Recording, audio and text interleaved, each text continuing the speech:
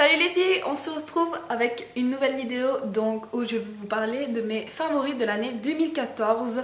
J'en ai assez bien vous présenter parce que comme vous le savez j'étais absente pendant cette année assez bien longtemps, donc je faisais des vidéos par-ci par-là quand j'en avais le temps. Je vous ai déjà expliqué pourquoi, je ne vais pas continuer à m'étaler là-dessus. Donc on va continuer tout de suite. Il faut savoir que c'est mes produits beauté, ce ne sont pas des vêtements.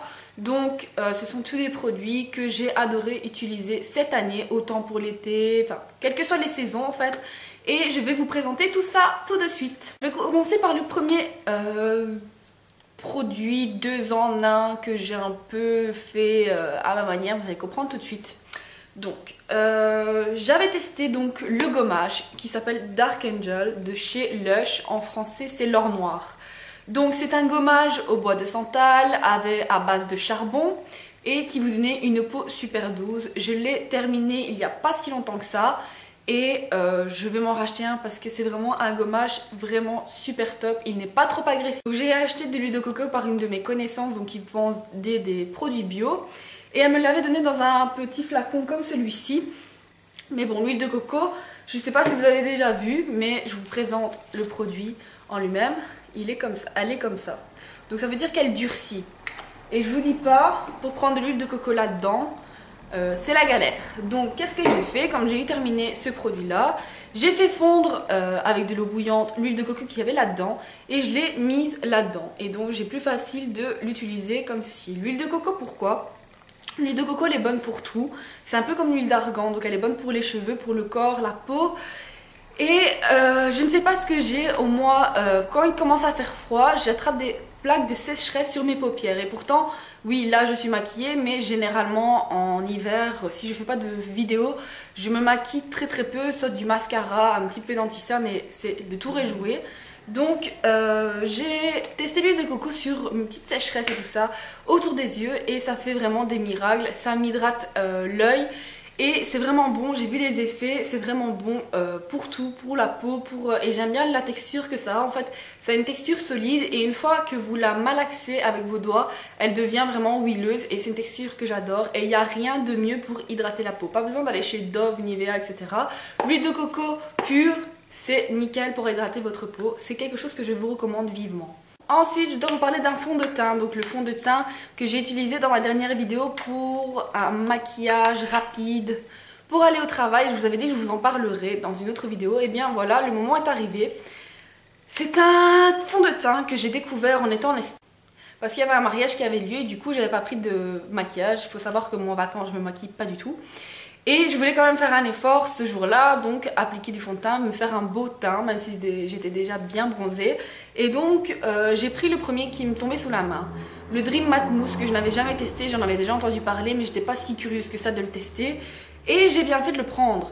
C'est vraiment un fond de teint, si vous avez la peau grasse, c'est vraiment le fond de teint qu'il vous faut. Il vous laisse un effet velouté et vous n'avez pas l'effet huileux sur votre peau. De plus, en Espagne, avec plus de 40 degrés, la chaleur qui tape sur le visage, il a tenu. Il a tenu, le petit, c'est un brave. Hein. Donc celui-ci c'est la teinte 48 Sun Beige, elle est comme ceci, vous voyez, c'est vraiment une texture mousse. Et je ne sais plus du tout combien je l'avais payé, mais c'est comme tous les fonds de teint qui viennent de chez Maybelline ou L'Oréal, entre 10 et 20 euros, c'est vraiment dans ces eaux là quoi. Donc un fond de teint que je vous recommande pour les peaux grasses, c'est vraiment celui-ci si vous aimez bien, et il a une couvrance, ça dépend de la quantité que vous mettez en fait sur ce fond de teint ci. Il peut avoir une couvrance très légère si vous en mettez très peu, et une couvrance très épaisse si vous mettez la dose. Donc voilà, on va rester dans les produit pour le visage.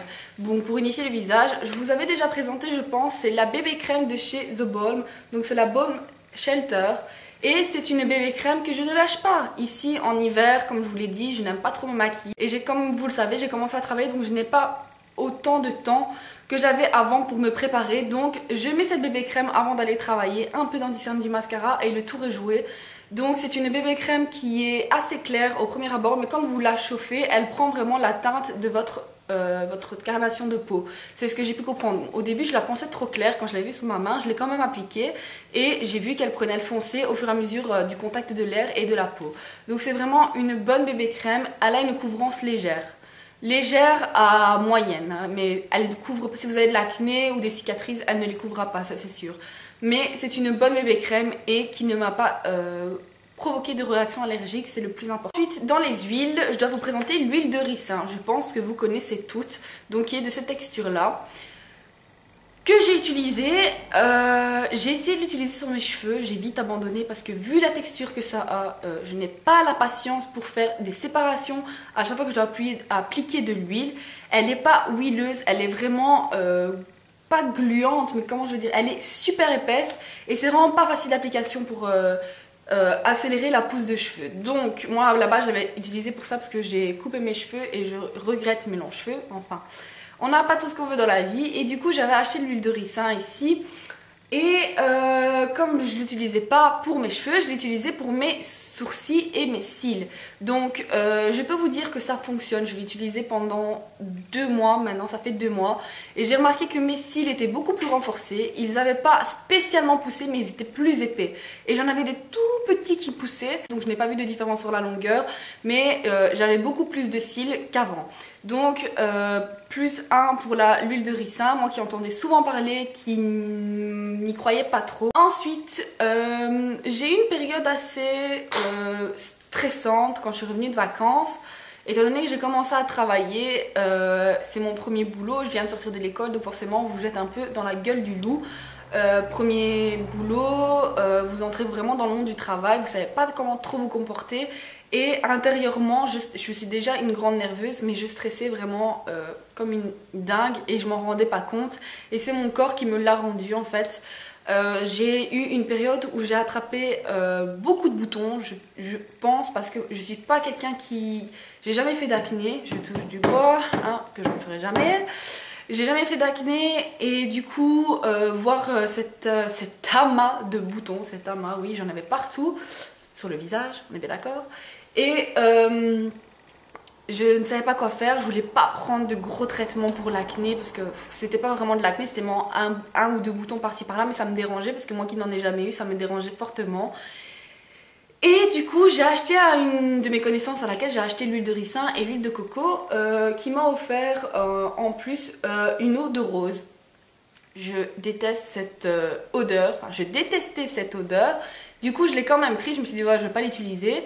Et un jour, je suis tombée à court de tonique. Donc, qu'est-ce que j'ai fait? Je me suis dit, je vais utiliser de l'eau de rose jusqu'au moment où je rachète du tonique.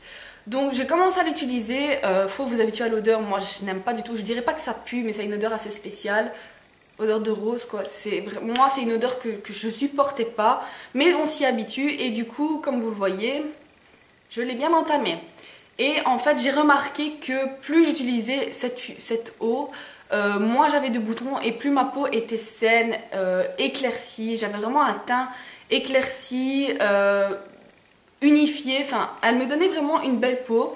Et en fait, après, quand j'ai été faire une petite recherche, parce que je me suis jamais intéressée à l'eau de rose, l'eau de rose est antiseptique, c'est-à-dire que elle enlève les mini-microbes, on va dire, du visage. Je sais pas si c'est français ce que je viens de dire, enfin bref, c'est un faible antiseptique et du coup comme les boutons sont des microbes, faites le calcul, eau de rose, boutons, KO, voilà. Donc je te raconte n'importe quoi. Donc si vous avez des problèmes de boutons, pas de l'acné, je vous dirai pas waouh c'est le produit miracle, ici eau de rose, plus d'acné, c'est fini. Non, c'est vraiment une eau à utiliser tous les jours en tant que tonique et qui pourrait vous aider à avoir une peau plus saine et plus velue, enfin une peau de bébé, enfin non pas une peau de bébé mais vous comprenez ce que je veux dire, enfin bref. Donc c'est une eau de rose, comme je l'ai répété 50 fois, que j'ai bientôt fini et que j'irai en racheter. On en vend partout chez Di, partout là où on vend des produits de beauté. Ensuite, autre favori que je vous ai déjà montré, elle est sale, hein, donc excusez-moi, je viens de faire un maquillage avec.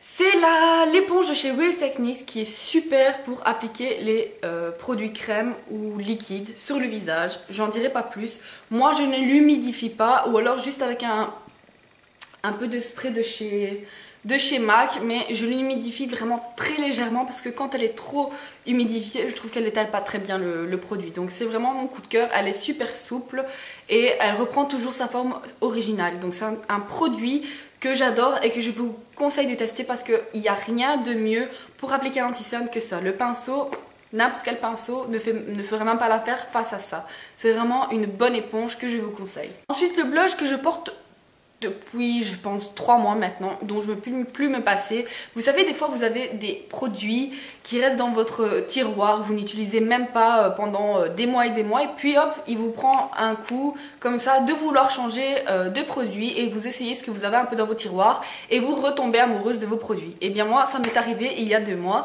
et donc je suis retombée amoureuse de ce blush de chez Je mets Maybelline de la gamme Fit Me et qui s'appelle Allée Dorée. C'est un blush mat et entre le doré et le rose.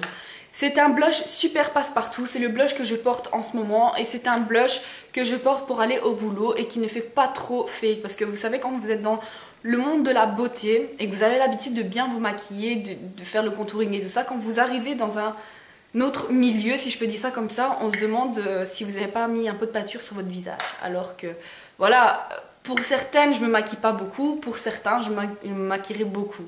Donc ça je pense que c'est une question de goût et aussi j'avais besoin d'un fond de teint, d'un blush passe-partout pour pouvoir aller au boulot et ne pas faire trop...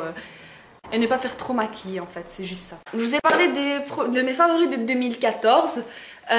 J'espère que ça vous aura plu, j'espère revenir avec d'autres vidéos très bientôt. Aujourd'hui j'avais congé donc j'en ai profité pour vous faire plaisir et me faire plaisir en même temps en filmant parce que ça faisait longtemps que je n'avais pu filmer.